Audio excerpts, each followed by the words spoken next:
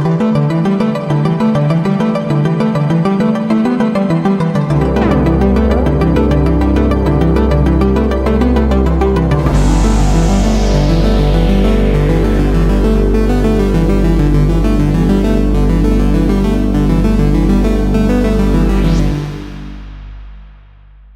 Students, पिछले session में हमने डेटा सबसेटिंग, डेटा सॉर्टिंग के ऊपर डिस्कस किया और वहीं पे मैंने आपको कहा था कि कुछ और टेक्निक्स भी अवेलेबल है गूगल शीट में। इतनी कॉमन नहीं है, थोड़ी सी मुश्किल हैं, लेकिन मौजूद है। तो इस सेशन में हम फोकस करेंगे उनमें से एक टेक्निक के ऊपर जो बहुत पावरफुल है। थोड़ी सी उससे मुश्किल ज़रूर है, लेकिन बहुत पावरफुल है। जो डेटा फिल्टरिंग और डेटा सॉर्टिंग का प्रोसेस हम करते हैं उसको बहुत आसान कर लेते हैं और ये बहुत पावरफुल टेक्निक के तौर के ऊपर सामने आती है।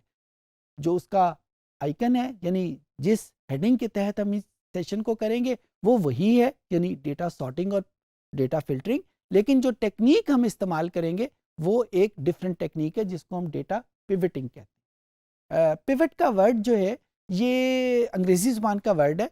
आपको हैरत होगी कि पिवट हम कहते हैं वो जो हमारे वॉशरूम्स में या किसी जगह पे अलमारियों में खूंटी लगी होती है ना, जिसमें हम अपने कपड़े वगैरह टांग लेते हैं, तो पिवट बेसिकली उस खूंटी को कहते हैं। हाँ, ये कॉन्सेप्ट हम डेटा में कैसे इस्तेमाल करेंगे, क्यों हम पिवट कह रहे हैं उसको, वो जब डेटा आपके सामने आएगा तो वहाँ पे मैं आपको मज़ीद तफसील के साथ इसको बताऊंगा कि मैं क्यों पिवट का वर्ड इस्तेमाल करता हूँ या गूगल शीट इस पर्टिकुलर प्रोसेस को पिवट क्यों कहता है जब हम इसके ऊपर डेटा शीट के ऊपर करेंगे। तो आइए कंप्यूटर के ऊपर करते हैं और डेटा पिवटिंग कैसे करेंगे इसको सीखते हैं।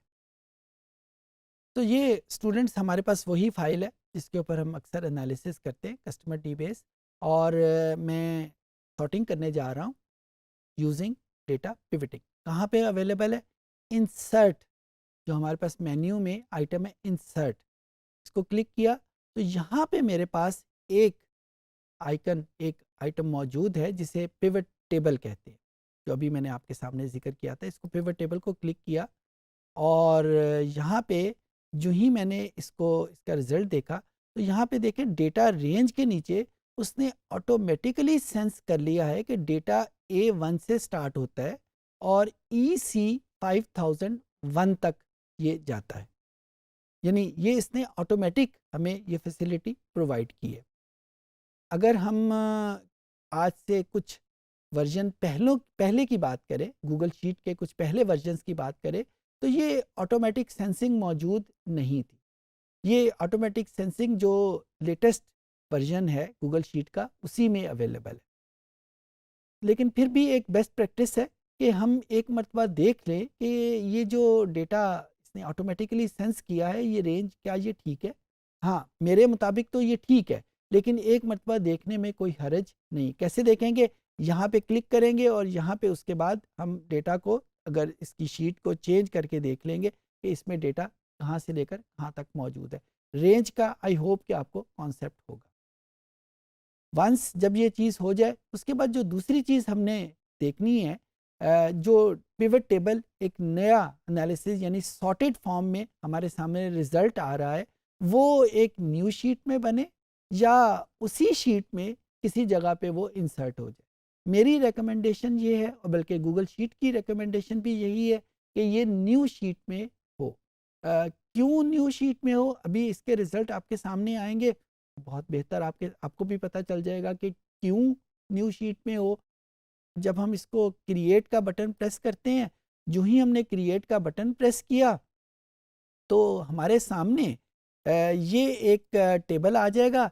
इस टेबल में हमारे सामने ये सारे वेरिएबल जो कि कॉलम हेडिंग की फॉर्म में थे वो मौजूद हैं, और फिर उसके बाद इसने कुछ सजेशन दी हुई हैं, और सजेशन के बाद यहाँ पे एक टेबल बना हुआ है जिसमें रोज़ भी हैं और जिसमें कॉलम भी है।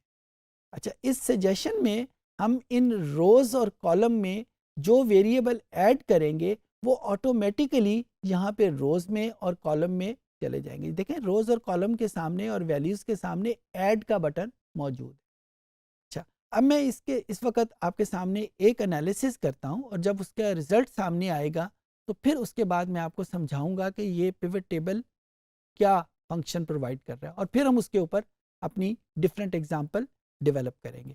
मैं सबसे पहले रोज़ में जेंडर का बटन प्रेस करता हूँ और इस जो ही मैंने जेंडर का बटन प्रेस किया, इसने क्योंकि मैंने रोज़ को क्लिक किया था तो रोज़ में जो जेंडर की 2 कैटेगरीज थी उसने ऑटोमेटिकली उसको सेंस करके 0 और 1 की फॉर्म में लिख लिया।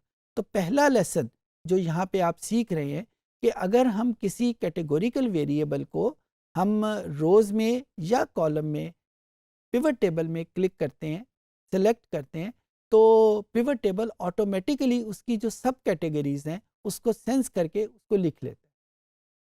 और हमें ऑप्शन क्या करता है कि क्या इसको असेंडिंग ऑर्डर में करना है। असेंडिंग ऑर्डर का मतलब है कि छोटी वैल्यूज़ पहले आएंगी, बड़ी वैल्यूज़ बाद में आएंगी। यहाँ पे आप देखें 0 पहले लिखा हुआ है, 1 से छोटा होता है, लिहाजा ये असेंडिंग ऑर्डर।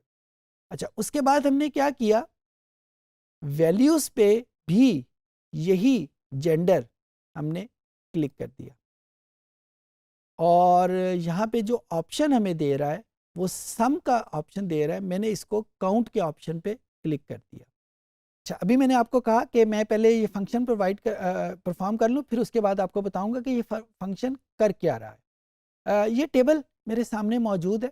इस टेबल में क्या है, हमने सबसे पहले इसको पिवट टेबल का नाम दिया। इस पिवट टेबल में हमने रोज़ में जेंडर का वेरिएबल प्रोवाइड किया और इस जेंडर के वेरिएबल में उसने सब कैटेगरीज को ऑटोमेटिकली सेंस करके लिख लिया।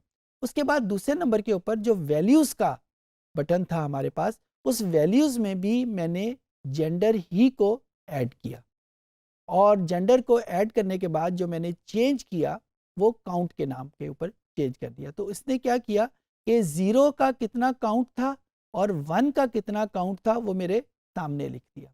0 किसको कह रहा था, मेल को। 1 किसका कोड है, फीमेल का। तो जब मैं कहता हूँ कि 0 क्या काउंट या 0 की तादाद 2449 है तो इसका मतलब ये होगा कि इस डेटा सेट में टोटल नंबर ऑफ मेल 2449 है और टोटल नंबर ऑफ फीमेल वो भी 2551। दूसरे मानों में ये टेबल मुझे उस क्वेश्चन का आंसर दे रहा है कि जिसमें मैं ये पूछना चाह रहा हूँ कि इस पर्टिकुलर डेटा सेट में कितने मेल्स हैं और कितनी फीमेल्स। जब मैंने ये क्वेश्चन पूछा कि इस डेटा सेट में कितने मेल्स हैं और कितनी फीमेल्स हैं, तो यहाँ पे 2 किस्म की एनालिसिस या 2 किस्म के वेरिएबल का सामना हमारे सामने आ रहा है। मैंने किसकी तादाद फाइंड आउट करनी है, मेल और फीमेल की। तो एक वेरिएबल मेरे पास आ गया कि मैंने जिसकी तादाद को फाइंड आउट करना है, मेल और फीमेल को। तो मैंने यहाँ पे जेंडर यहाँ पे वेरिएबल इस वजह से इस्तेमाल किया। अच्छा, अब इस क्वेश्चन को थोड़ा सा एडवांस करते हैं। मैं ये फाइंड आउट करना चाहता हूँ, अभी तक तो मैंने ये फाइंड आउट किया था कि मेल की तादाद कितनी है, फीमेल की तादाद कितनी है। अब मैं ये फाइंड आउट करना चाहता हूँ कि जो इस पर्टिकुलर डेटा सेट में मेल और फीमेल मौजूद हैं उनकी एवरेज एज क्या है। मेरे क्वेश्चन को गौर कीजिएगा, मैं ये नहीं देखना चाहता कि मेरे कंप्लीट कस्टमर उनका एवरेज क्या है, ये हमने किसी पिछले सेशन में कर लिया। अब मेरी जो रिक्वायरमेंट है वो ये है कि इस पर्टिकुलर डेटा सेट में टोटल नंबर ऑफ मेल्स कितने हैं और टोटल नंबर ऑफ फीमेल्स कितनी है।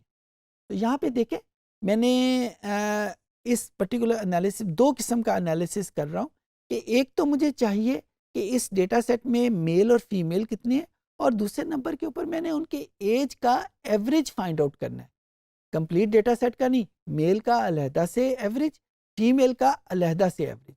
तो 2 चीज़ें साथ साथ आ गई। एक वो वेरिएबल हो गया जिसके हिसाब से मैंने डेटा को स्प्लिट करना है, डेटा को सबसेट करना है, और एक वो वेरिएबल हो गया जिसके ऊपर मैंने एनालिसिस करना है। एनालिसिस कौन सा, एवरेज फाइंड आउट करनी है। तो जिस वेरिएबल के रेफरेंस से मैंने डेटा को स्प्लिट करना है वो जेंडर है। यानी मेरा क्वेश्चन ये था कि इस डेटा सेट में मेल और फीमेल की एवरेज एज क्या है। तो मैंने डेटा सेट को पहले मेल और फीमेल में स्प्लिट कर लिया। उसके बाद दूसरा वेरिएबल तो उसके ऊपर एनालिसिस किसके ऊपर करना है, एज के ऊपर एनालिसिस करना है कि उसका एवरेज हमने फाइंड आउट करना है। तो ये दो वेरिएबल हमारे सामने आ गए, एक वो वेरिएबल जो सबसेट के लिए इस्तेमाल हो रहा है, एक वो वेरिएबल जो एनालिसिस के लिए इस्तेमाल हो रहा है। जिस वेरिएबल को हम सबसेटिंग के लिए इस्तेमाल करते हैं पिवट टेबल में, उसको इधर रोज में या कॉलम में रखते हैं, और जिस वेरिएबल को हम एनालिसिस के लिए इस्तेमाल करते हैं उसको हम वैल्यूज में शिफ्ट करते हैं। मैं इस चीज़ को दोहरा देता हूँ, दो किस्म के वेरिएबल हमारे सामने आते हैं कि जिस वेरिएबल के रेफरेंस से हम डेटा की सबसेटिंग कर रहे हैं, और वो वेरिएबल जिसके रेफरेंस से हम डेटा के ऊपर एनालिसिस कर रहे हैं। मैंने क्वेश्चन किया कि मेल और फीमेल की एवरेज एज क्या है, तो एवरेज मैंने एज के ऊपर अप्लाई करना है, तो एनालिसिस एज के ऊपर लगेगा, और सबसेटिंग मैंने जेंडर के हिसाब से करनी है। जिसको मैंने वेरिएबल को सबसेटिंग के लिए यूज़ कर रहा हूँ उसको मैं रोज़ या कॉलम में रखूँगा, और जिसके ऊपर एनालिसिस करना है उसको वैल्यूज़ में रख दूँगा। अच्छा, अब देखते हैं हम इसको कैसे करेंगे। यहाँ पे हम सबसे पहले तो इसको ख़त्म कर लेते हैं जो पहले से एनालिसिस हमने किया हुआ है। अब हम रोज में ऐड करेंगे, हम कॉलम में भी ऐड कर सकते हैं, अभी मैं आपको कॉलम में भी ऐड करके दिखाता हूं कि उससे फ़र्क क्या पड़ता है। It is only a matter of choice कि हमें नज़र कैसे आए। आमतौर के ऊपर रोज़ में बेहतर तौर पे नज़र आता है। तो जेंडर को हमने क्लिक कर लिया, उसी तरीके से 0 और 1 हमारे सामने लिखा गया। और अब दूसरा वेरिएबल मैंने वैल्यूज़ में ऐड करना है। कौन सा वेरिएबल वैल्यू में ऐड करना है? एज का। और जो ही मैंने एज का वेरिएबल ऐड किया, यहाँ पे मेरे पास सामने सम का फंक्शन वहाँ पे अप्लाई किया हुआ है, जबकि मुझे कौन सा फंक्शन अप्लाई करना है? मुझे एवरेज का फंक्शन अप्लाई करना है। मैंने average age of male and female find out करनी है। तो मैं यहाँ पे इस एरो को क्लिक करूँगा और यहाँ पे मेरे सामने एक ऑप्शन एवरेज की मेरे सामने आ जाएगी। सो ये जो ही मैंने एवरेज किया तो यहाँ पे मेरे सामने जो वैल्यू लिखी गई कि 0, जेंडर जब 0 था तो उसकी एवरेज एज क्या थी? 47.03, और जब जेंडर 1 यानी फीमेल था तो उसकी एवरेज एज क्या थी? 46.84। एक क्वेश्चन और कर लेते हैं। क्या क्वेश्चन करते हैं? मैं ये देखना चाहता हूँ कि जो बर्थ मंथ हैं, मुख्तलिफ महीनों में जो कस्टमर पैदा हो रहे हैं उनकी एवरेज इनकम क्या है। चलें एवरेज के बजाय हम मैक्सिमम इनकम कर लेते हैं, एक और फंक्शन यहाँ पे इस्तेमाल हो जाएगा। तो मेरी रिक्वायरमेंट क्या है कि मुख्तलिफ महीनों में जो कस्टमर पैदा हुए हैं वो उनका मैक्सिमम इनकम कितनी है। अच्छा, अब यहाँ पे दो वेरिएबल हैं, एक वो वेरिएबल जिसके हिसाब से डेटा को हमने स्प्लिट करना है वो बर्थ मंथ है, और दूसरा वेरिएबल कि जो फंक्शन हमने अप्लाई करना है, फंक्शन हमने इनकम के ऊपर मैक्सिमम का फंक्शन अप्लाई करना है। तो ये वही दो वेरिएबल आ गए। मैं यहाँ पे सबसे पहले तो इस पिवट टेबल को मैं क्लियर कर लिया। अब यहाँ पे मैं रोज में कौन सा वेरिएबल यूज करूँगा? जिसके हिसाब से डेटा को स्प्लिट करना है। यहाँ पे डेटा को स्प्लिट करना है बर्थ मंथ के हिसाब से, ये बर्थ मंथ लिखा हुआ है। तो यहाँ पे मेरे सामने बर्थ मंथ लिखे हुए आ गए, और ये असेंडिंग ऑर्डर में है, ABC ऑर्डर में यहाँ पे लिखे हुए आ गए।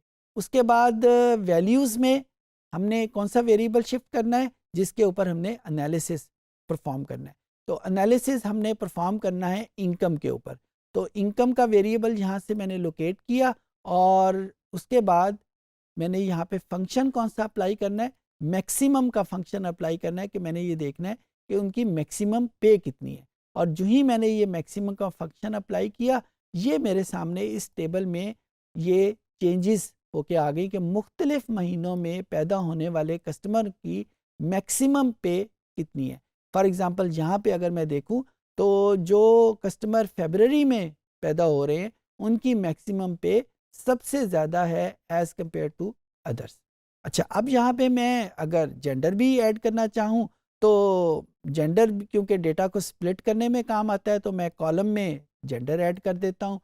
यहाँ पे अब मैंने दूसरा वेरिएबल जेंडर इसमें ऐड कर दिया, और यहाँ पे जेंडर मुझे बता रहा है कि अब ये मैंने क्योंकि कॉलम में रखा है तो मुझे वो दोनों कॉलम में 0 और 1 के फॉर्म में मुझे वो वैल्यूज़ को बता रहा है। तो यहाँ पे मैंने इस पर्टिकुलर कॉलम में या इस पर्टिकुलर पिवट टेबल में हमने जो आंसर लिया है वो इस बात का है कि बर्थ मंथ में कौन कौन जो कस्टमर पैदा हो रहे हैं, और वो मेल हैं तो उनकी मैक्सिमम इनकम कितनी है, फीमेल हैं तो उनकी मैक्सिमम इनकम कितनी है। एक क्वेश्चन का आंसर रह गया था, वो अभी दे दूं कि इसको पिवट क्यों कहते हैं। पिवट इस वजह से कहते हैं कि पूरा डेटा इन दो वेरिएबल के हिसाब से अरेंज हुआ हुआ है। तो अगर मैं इन दो वेरिएबल को वो खूंटी का नाम दे दूं, तो ये दो वेरिएबल है कि पूरा डेटा इन दो खूंटियों के ऊपर बंधा हुआ है। तो इस वजह से इसको पिवट टेबल कहते हैं। ये एक टर्म है, इसके बनाने वाले ने इसका नाम ये रख दिया, तो हम भी यही नाम यूज़ करेंगे, पिवट टेबल। तो इस तरीके से हम इसको डेवलप कर लेंगे। I hope things would be understandable for you. जी, तो हमने अपने सेशन में सीखा कि डेटा पिवटिंग कैसे करते हैं।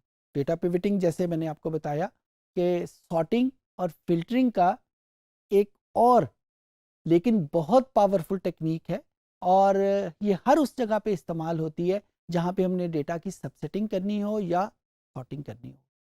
आई होप कि आप इस टेक्निक को इस्तेमाल करना सीख गए हों।